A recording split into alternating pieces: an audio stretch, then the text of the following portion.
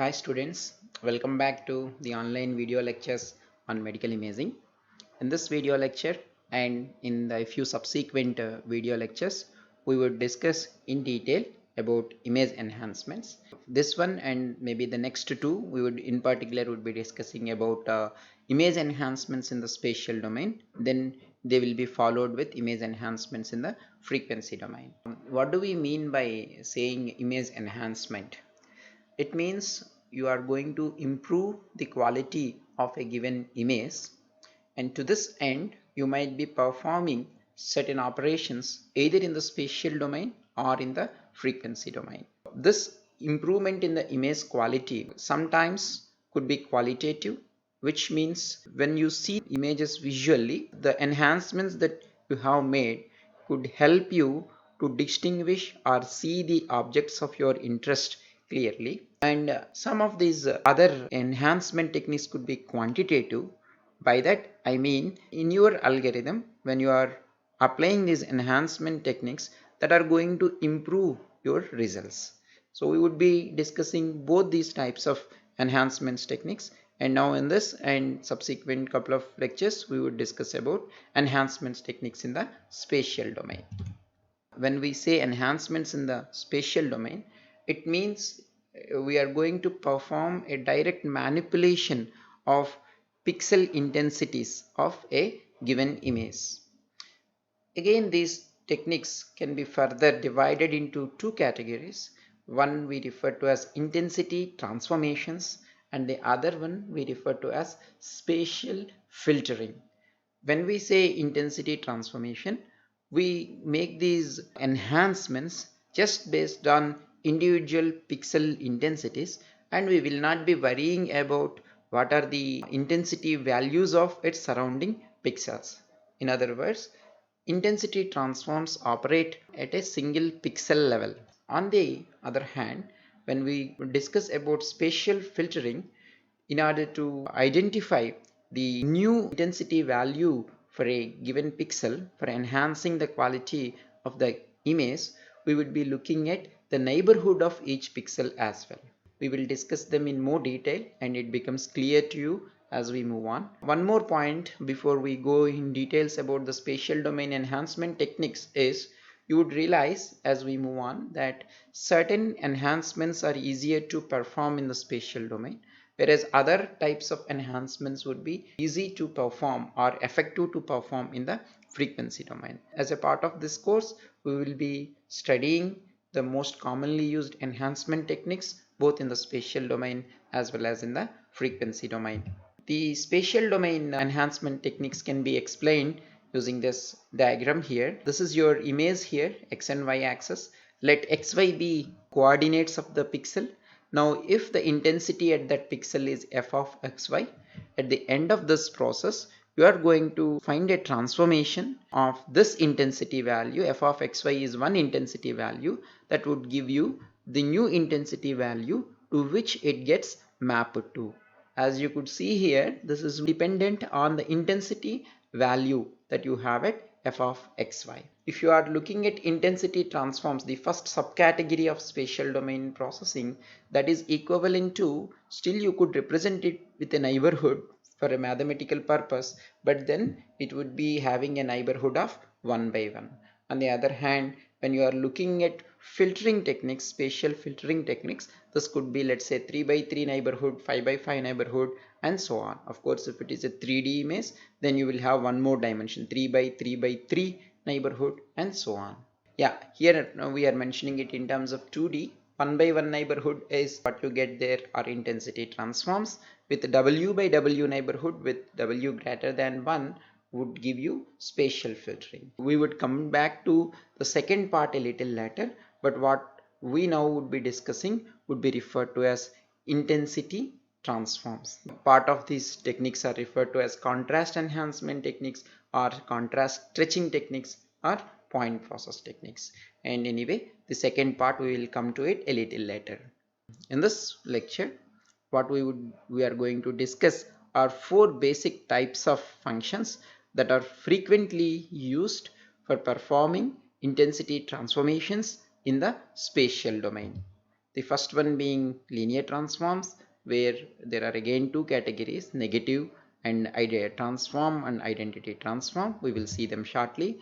Another one, logarithmic transforms, log transform and inverse log transform.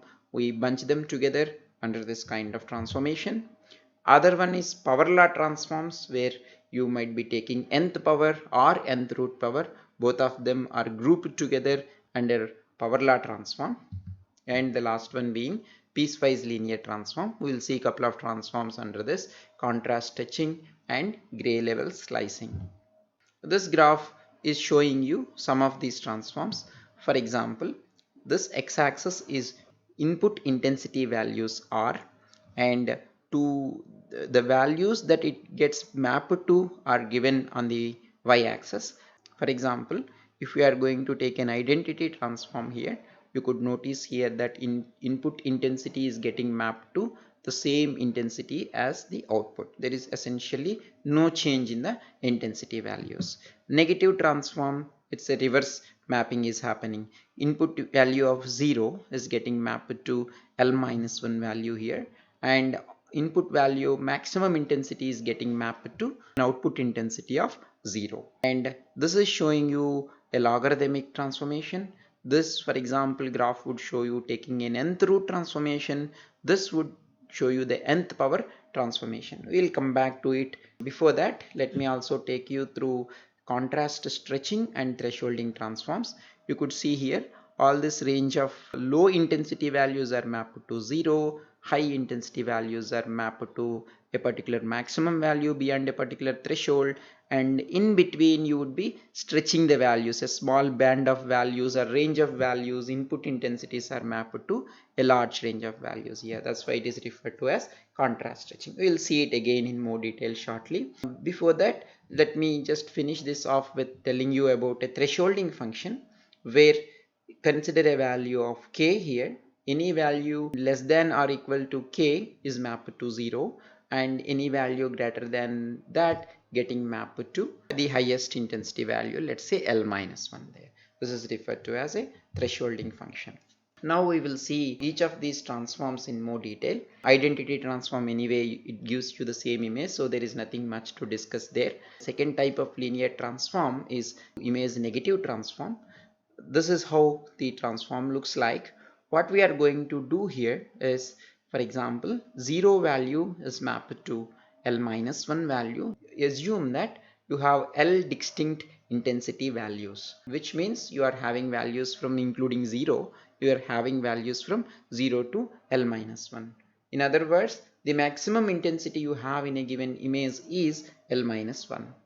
Now, what this negative transform is doing you is, the input intensity of 0 is getting mapped to the maximum possible intensity value, which is L-1. So if you are considering a 8-bit representation, this would be 255, and maximum intensity value, which is L-1, for example, is getting mapped to 0. So this would be the resulting equation now. R is your input intensity, S is your output intensity, L-1 is the maximum intensity that you could have in the given image. So you could clearly see here, when your input intensity is 0, it is transformed or mapped to L-1. Similarly, when your input intensity is L-1, this is getting mapped to 0. If you apply on the Einstein present on the left side, you will end up with the Einstein who is there on the right hand side.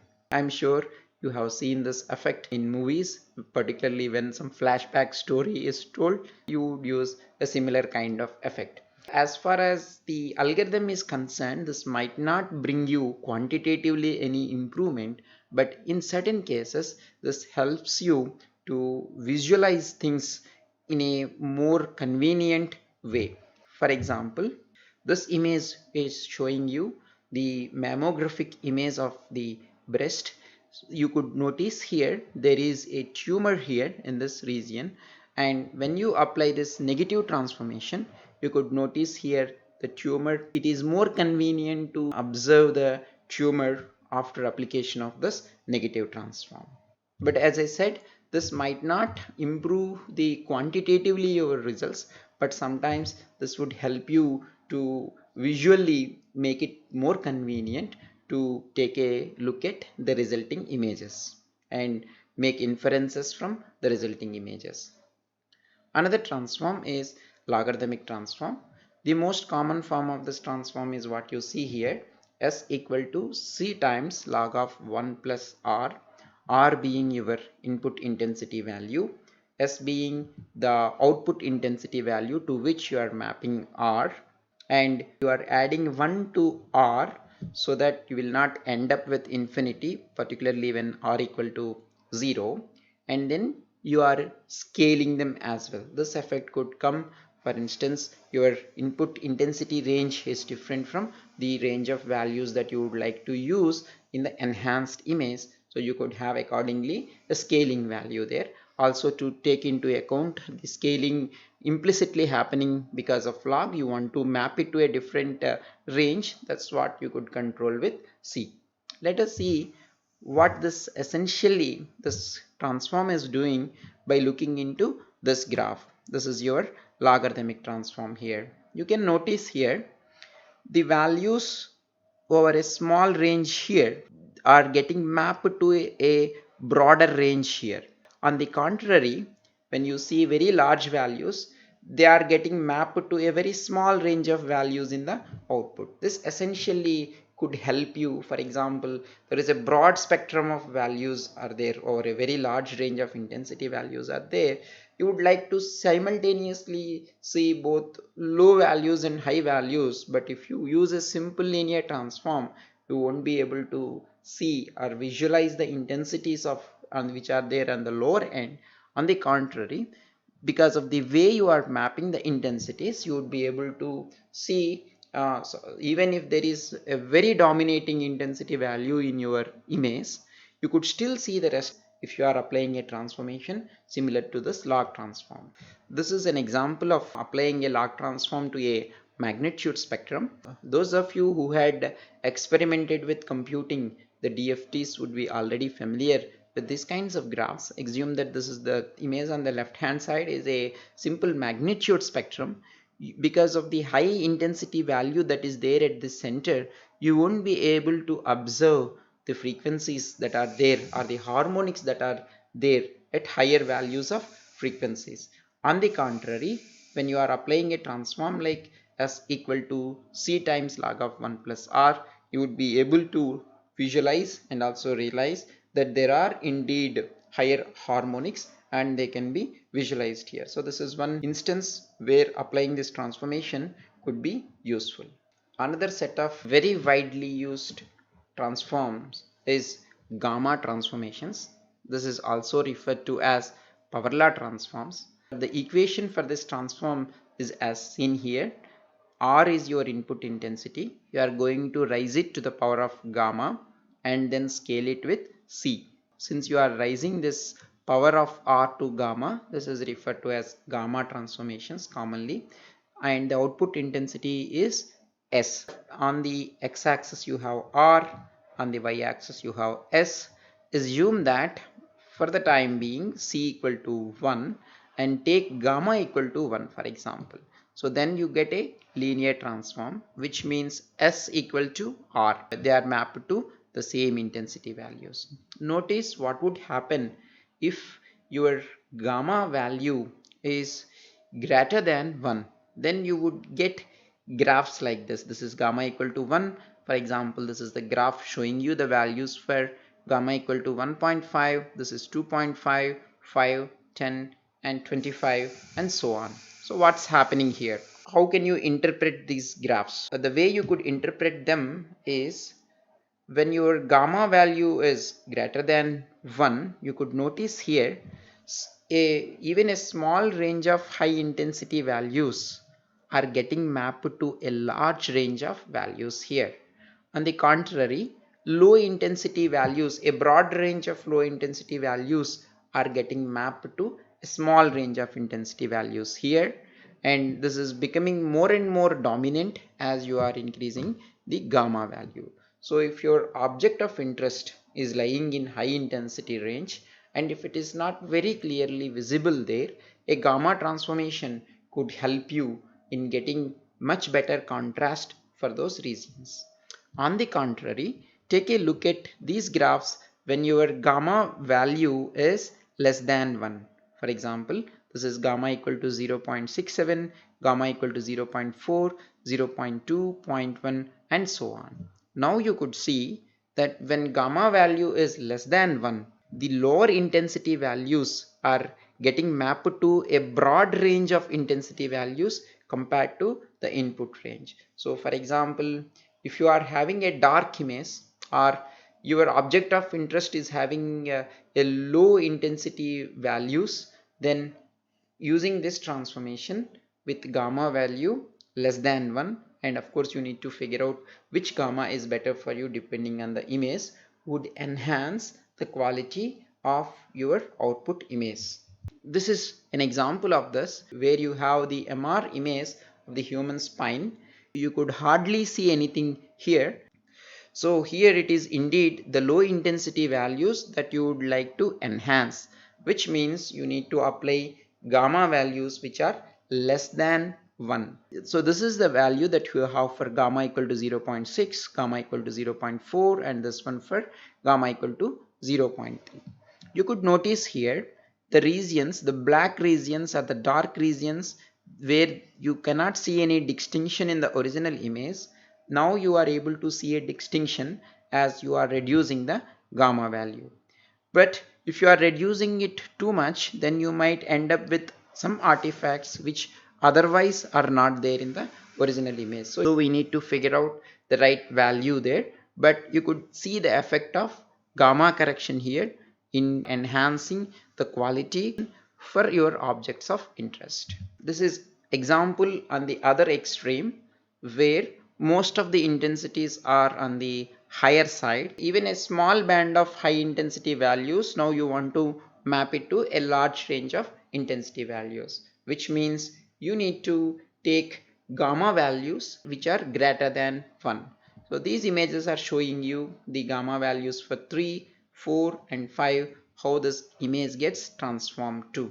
You could now notice that the contrast is much better here, and of course when you are increasing it too high, you could also notice that this image is getting darker. So again there is a trade-off at which you could get a very good image enhancement with the gamma correction.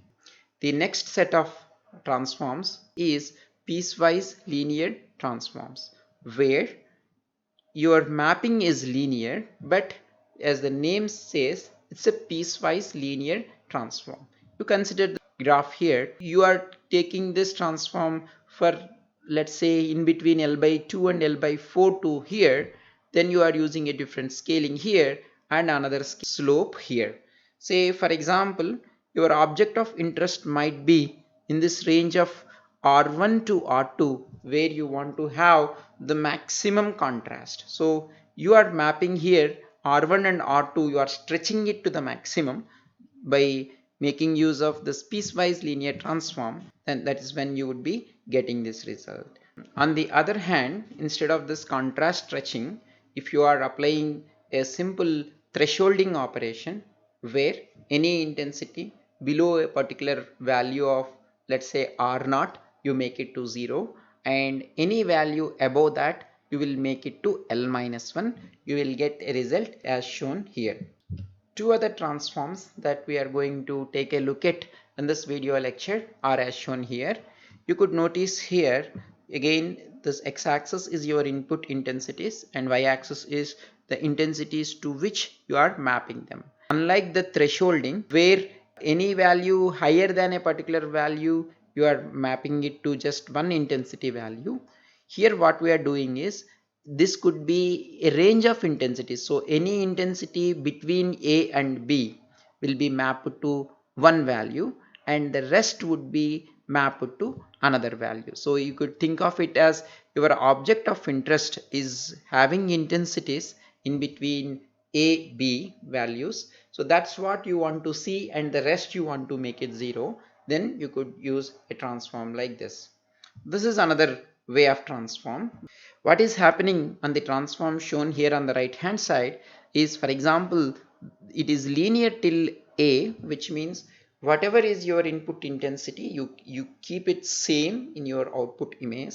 On the contrary, your object of interest being A, B, that's what you would like to see, that you will be mapping here to a single intensity value, and the rest of the intensities again from B to L minus 1 you keep them same. If I put the dots here connecting these 2 points, it would have been a linear transform, but now what I am doing is my object of interest, I am putting a specific intensity value here.